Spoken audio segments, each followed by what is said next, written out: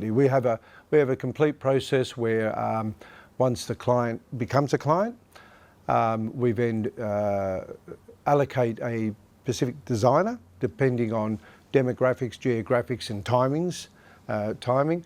I'm also the head designer as well, so we definitely assist. A quick rundown on the process.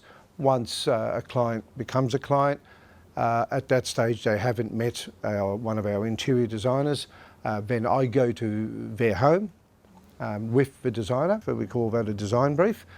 I throw in my little bit.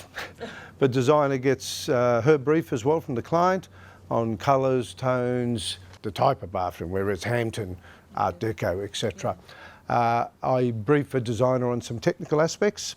Okay, we can have an in-wall system there, we can't have the in-wall system there, etc., etc. Then it's left to the designer.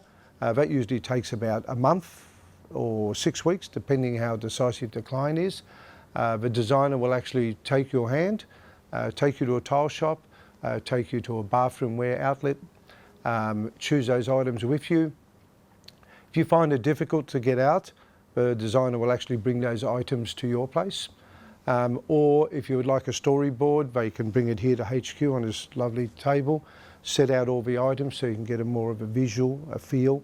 What they start doing then, the designer, is start producing this shopping list item, which has your tiles, it has your vanity, it has your taps, it has the colour of the taps, the finish of the taps, the plug and waste, your bath, etc., etc. This was a period type home, so they're quite period type items. The designer also, excuse me, the designer also produces these lovely plans. So the designer will talk, in this case the client wanted a double basin, okay, because that's what they needed. They wanted that statement bath and that lovely Carrera floor. They also do the elevation, so the designer will also talk to you about the height of a shower. And let's be real, you're going to be living in this for a long time, so the height of a toilet.